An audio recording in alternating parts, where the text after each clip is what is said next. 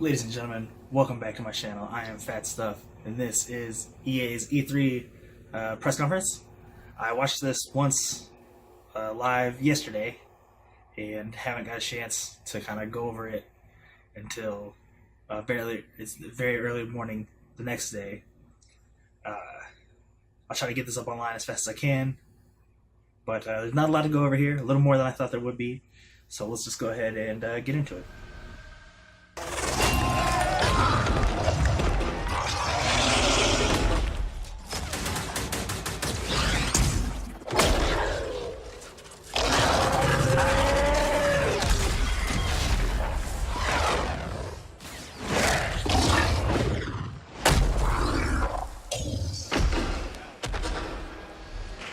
Oh my gosh, how cool That was is that was dope as fuck. I imagine it was a lot cooler for me than it was for the people who were there. Also, they got Andrew Renee hosting. That's dope. She's from What's Good Games. They're hilarious. Check that shit out if you haven't already. They will not come alone. Joining them is the Dark Lord, leader of the Separatist Alliance. So they brought this dude out to be like, "Hey, sorry we fucked you," or at least, you know, if you are wise enough not to purchase that bullshit, attempted to fuck you. Here's some things that are gonna make up for it. Don't give a fuck. Not playing this game. All right, here we go. This is dope. I haven't played the first one of these. I heard nothing but good things about it. My brother plays it. I'm gonna have to jump on it, I guess, because the second one also looks dope as fuck.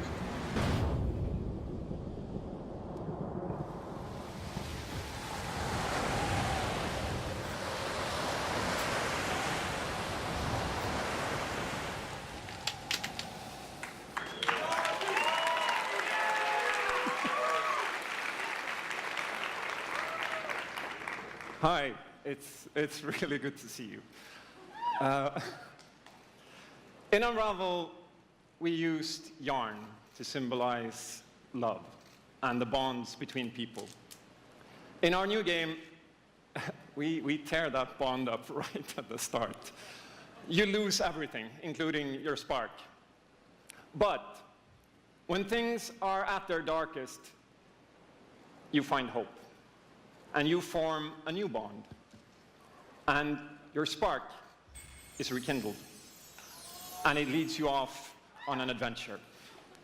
So welcome to Unravel 2.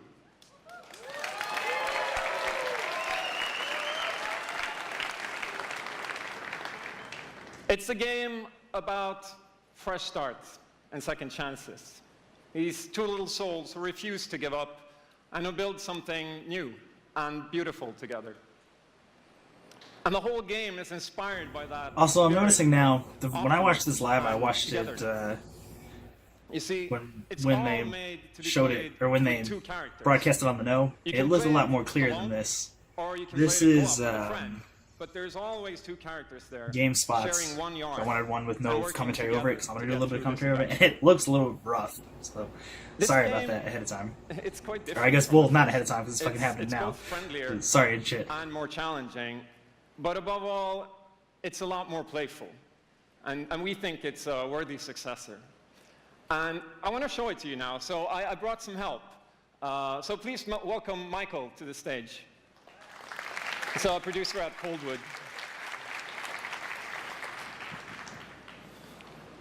And we're going to try to show you a little bit of what I'm talking about how you can play the game in co-op with yourself, essentially.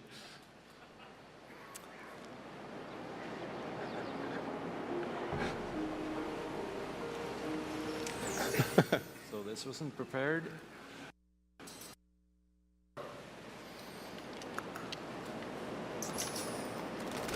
So when you're playing it by yourself, you can essentially pick up the other character and carry them along through the more fast-paced segments of the game. And we actually tried to include a bit more of those, because we figured that since it's a co-op game, we wanted to have more like thrill and danger and kind of wow moments. Places that were like fun and exciting.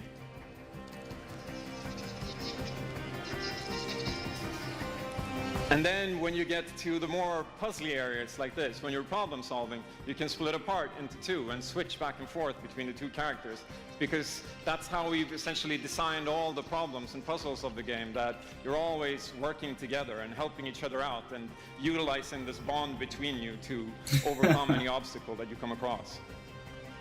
Yeah, that shit looks tight. So I guess I'll jump in at this. Yeah, come join me. The whole time I was watching this, though, I So, feel like the turkey you're would gonna have be the totally red- caught red these one? dudes a million Okay. times over. You'll be the blue one. I'll be blue. I mean, maybe not. Like, I try to believe when I see things Oh, like that, so- that maybe just in this celebratory one flip. instance, this is how it played out. But I feel like in practice, this turkey's gonna And the catch bird these is back.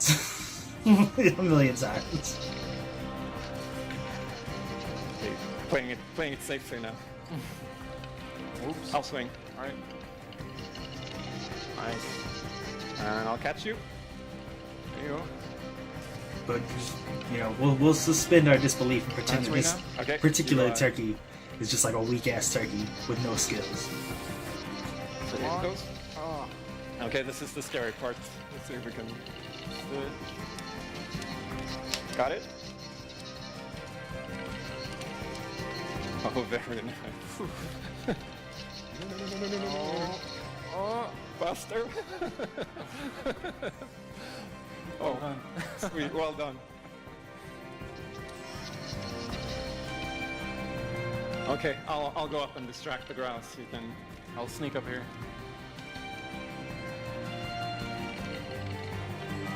Okay, your turn. Yeah. Look at me. There you go. Keep him over to the left. Now I'll go. All right. Yeah, this was like a lot of fun. I really like to play this with somebody, but I don't think my daughter would. I don't think she'd be any good at this. I don't really have Now we anyone can else to breathe play again. it with. Yeah. Finally. Or can we? Still looks like it'd be dope solo though. So that's a quick little look at Unravel 2, and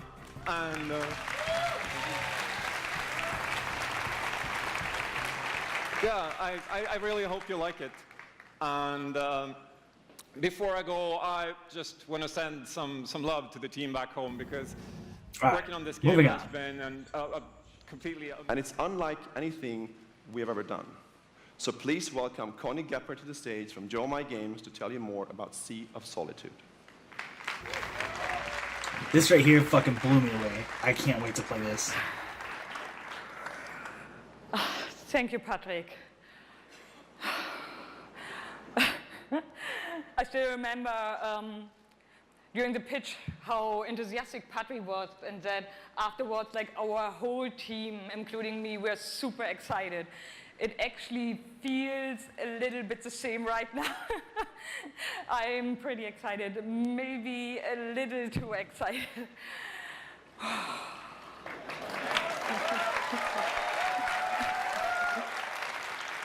Thank you. We are Yomai, a small indie game studio from Berlin, and we are developing Sea of Solitude, or SOS as we call it. The whole journey from the very first concept to actually becoming a part of EA Originals is simply amazing. Let me tell you more about our game. When humans get too lonely, they turn into monsters. This They got me right here. is at the core of everything you will see, hear, and hopefully feel while playing SOS. What makes this underlying concept so important and so unique is that nearly every human being can at least somehow relate to or remember the feeling of being lonely. In my case, I started writing the story when I felt the loneliest in my life. I think as an artist, you process your emotional world by letting it out and putting it into your art. I'm still amazed how the concept seems to just float out of me right into the hand and onto the paper. I think this is also why so many people can instantly connect with the game, because It's not a made-up story, even though that it takes place in a fantastic setting. In SOS, we try to show how people experience different kinds of loneliness, but also how outsiders, friends, and family see those who struggle. We achieve all this in playful ways so that players who wants to simply enjoy a fantastic experience can do so. But player who wants to look a bit deeper can reveal a whole emotional world beneath it all. Sea of Solitude is about a young woman named Kay who is suffering from such strong loneliness that her inner feeling, the darkness, the anger, the hopelessness, worthlessness, turns to the outside and she becomes a monster. The game is about finding out why this happened to her, but also how to turn her back into a human. Ultimately, the goal is to bring all those emotions into balance. Some needs to become bigger, some would be better off a little smaller, but to embrace even your destructive part or your self-doubt in the same way you embrace your joy or your hope. This is what being human is all about. And that's what our game is all about. Thank you. Is this real?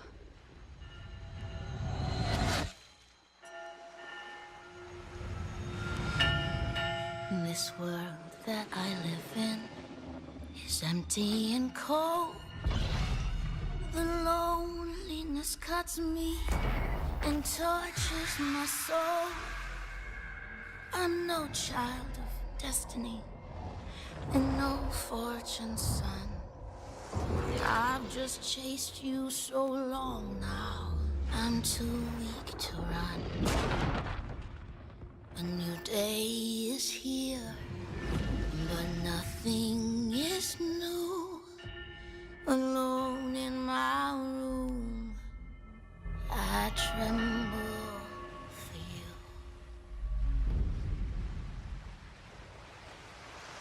She give me goosebumps.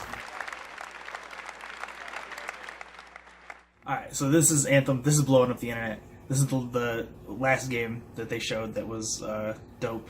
It was the only one that I thought going into it that I was going to give a fuck about, but Unravel 2 looks cool, and Sea of Solitude looks fucking amazing. So here this is.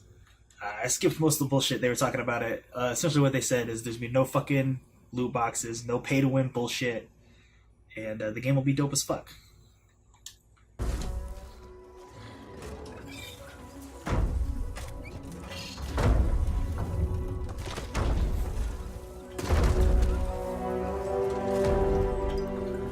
Also, I went ahead and jumped over to a different video because that GameSpot one was looking like shit.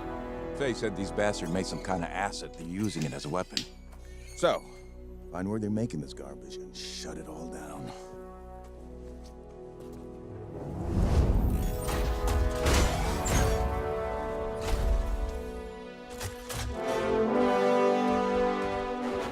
Oh, here's another cool thing to mention. So, I assumed the first time they showed this last year, with a little bit that they showed, that these different suits would be like classes that you pick, and that's what you have the whole game.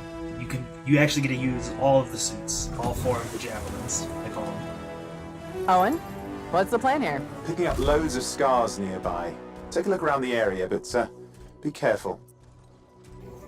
Whoever was playing that should have shot the shit out of those little animals that were there. I was a little disappointed that they did. I'm gonna kill those fuckers when I play this game. If you can. Maybe you can't. But I feel like you should be able to. Gameplay looks fucking sick, dude. Right. Checking out the Scar Camp some more. Look at all the weapons! Oh, and the turrets! Better move quickly.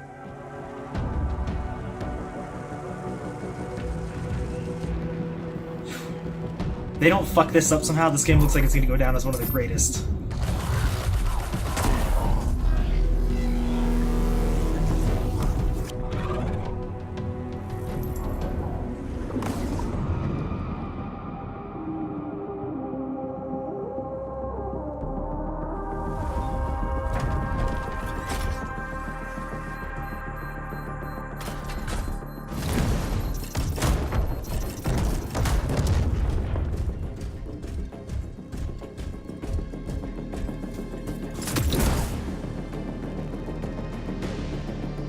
There's a Shaper relic. Wait, something's odd. Get a closer look, would you? See those radiant pieces of energy? They're echoes from the Anthem of Creation. Loads of scars nearby. Be careful.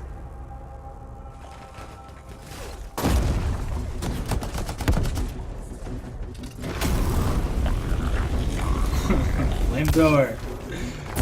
Yeah, dude.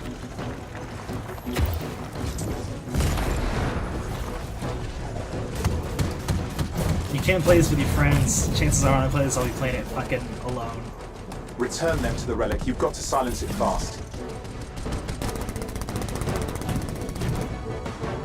I only got a couple homies that I play games with, and we're typically not ever playing the same shit.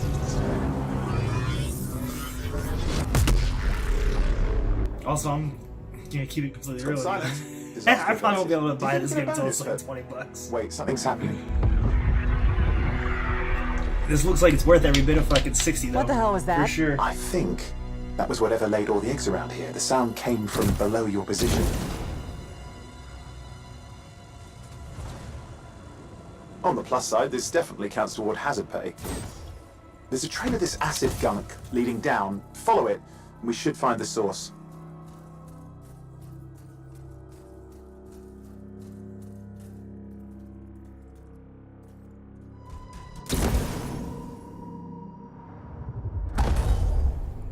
I mean, this game looks dope enough that I feel like I would spend money on cosmetics in this game if it turns out to be as good as it looks.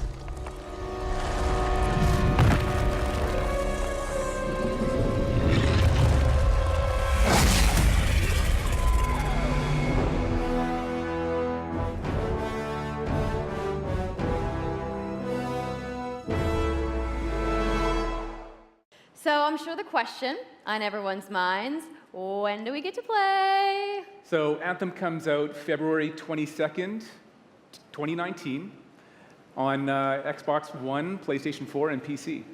So mark your calendars, everybody. Fire off your tweets. Oh, yeah. Thank you so much again to Casey and the entire BioWare team. I know you guys had that awesome theater I felt a little outside, bad so for I will Andrew see and you Renee when they guys were doing there. this Give it up for because Casey Hutchins, when they were going everybody. through all the games that no one ever gives a fuck about, she was trying real hard to like pop the crowd, you know, get some kind of reaction out of them, and they just didn't give a fuck.